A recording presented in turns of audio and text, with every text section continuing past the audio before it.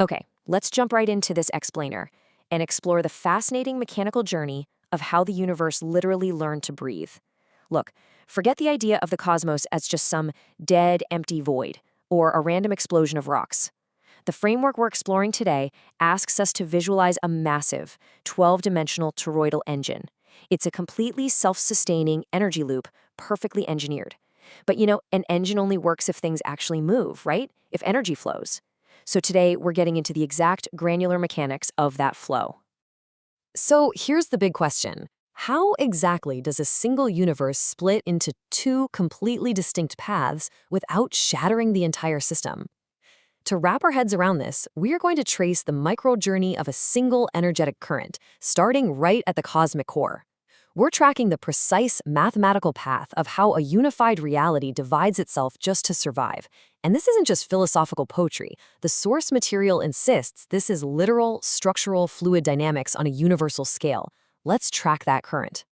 All right, part one, the rise of inner above. Picture the very beginning. There were no complex timelines, no branching multiverses, absolutely zero dualities. There was just one unified flow of energy. Imagine the absolute dead center of a massive spinning cosmic donut. Out of that center, a single spark, a furious point of pure potential, begins its upward climb.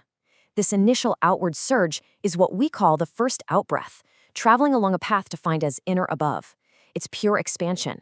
It's the universe aggressively pushing its energy outward from the central singularity, climbing right up the inside curve of the upper half of the torus.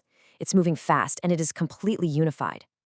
As we track this single current, we see it shoot straight up the dimensions, from the D0 core all the way to D6.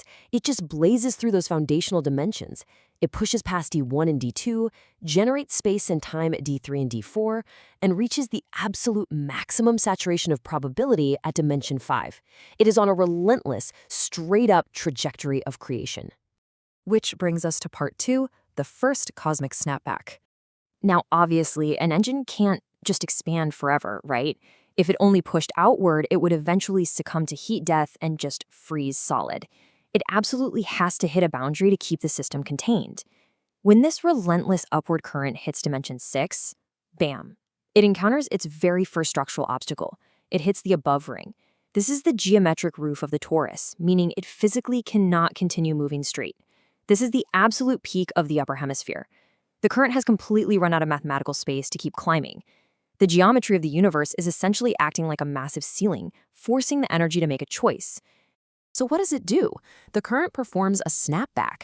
It's an incredibly elegant mechanical adaptation to survive that boundary. It doesn't just bounce straight back down the way it came. Instead, the intense pressure of hitting the above ring forces the energy to snap outward, rolling right over the top edge of the torus. This completely shifts its trajectory, sending the current sliding down the outside of the upper half as outer above, very carefully avoiding the center. Think of water shooting out of a powerful fountain, hitting its absolute apex, and then cascading down the outside of the bowl. It's still the exact same single current, but now it's riding the exterior curve, rushing downwards toward the equator. Moving on to part 3, the omni-ring split. As that descending outer above current rushes down the outside of the top hemisphere, gaining all this momentum, it suddenly hits the absolute middle line of the cosmic engine, the equator. At this omni-ring, the universe encounters a massive problem. It has finally run out of geometric space to exist as just one thing. The omni-ring is the ultimate mirror gate.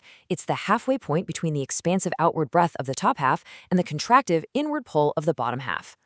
And here is the fundamental constraint. It literally cannot proceed as a single unified current. The math of the shape flat out won't allow it. If all that raw, unified energy tried to squeeze through that equatorial pinch point as one massive wave, it would absolutely shatter the entire toroidal manifold. The system is facing total systemic paralysis. It has to adapt. So, we get part 4, current A and current B. To relieve this massive pressure and avoid completely shattering, the universe's master algorithm makes its most profound move yet. The single outbreath fundamentally fractures. And it's not a mistake. It's a built-in survival mechanism. Suddenly, we have current A, which actively resists the downward pull, and current B, which bravely twists forward into the lower half. This right here is the birth of cosmic duality. The single flow separates into two perfectly balanced, counter-propagating streams. Current A basically takes the fast track. It immediately bounces back to the safety of the singularity at D0. It hits that omni-ring, feels the intense pressure of the lower dimensions, and essentially says, nope, not doing it. It snaps back, forming this tight, short loop that stays entirely within the upper hemisphere, safely returning to the absolute stillness of the center. Meanwhile, current B becomes outer below, spiraling down through the negative dimensions until it hits the absolute bottom at D-6. This is the brave current. It fully accepts the Mobius twist, flipping its orientation entirely and diving deep into the lower hemisphere. It travels down the outside of the bottom half, mapping all the way to the lowest, most highly compressed boundary of the engine. Once it reaches that lower limit, current B is forced to snap back inward. It creeps back up the inner curve of the lower torus. Just like the upper current hit the ceiling at D6, this lower current hits the basement floor at D-6. It performs a secondary snapback, transitioning into the inner below path, and begins the long, slow climb back up the central column. And here is the really beautiful part. Having separated at the vast equator, both currents are eventually funneled right back into each other at the D0 core. Current A arrives super fast from the top, and current B eventually rises up from the very bottom. They reunite at the exact same zero-dimensional coordinate. The loop is perfectly, flawlessly closed. Which leads us to part 5, the engine keeps breathing. Now, this reunion isn't the end of the story, not even close. It's the establishment of the single most important mechanical rhythm in reality. Because when they hit that D0 center point, they don't just stop. The dimensionless singularity instantly flips their polarization and shoots them right back out. From this point forward, it's an unbroken chain. Up, snap, down, split, twist, down, snap, up, reunite. This alternating current is exactly what prevents the 12-dimensional instrument from locking up. It's literally the perpetual motion machine of existence. I absolutely love this quote from the source material because it proves that the duality we experience every day isn't some kind of cosmic mistake. It's structural perfection.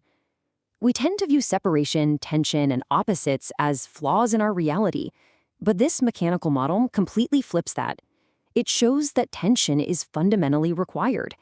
Without the split, the whole engine shatters. This elegant, perfectly synchronized dance of splitting and returning is the literal heartbeat that sustains our massive 12-dimensional manifold. This is the birth of the biflow. Two counterpropagating waves running on the exact same surface at the exact same time, creating the stable interference patterns that we call physical reality. So as we wrap up this explainer, I'll leave you with a thought. If even the cosmos itself must obey the omni-ring and actively divide to move forward, what outdated part of your own reality are you fighting to keep whole? Remember, sometimes splitting apart isn't breaking. Sometimes it's just the necessary geometry to keep breathing. Thanks for joining me today, and keep exploring.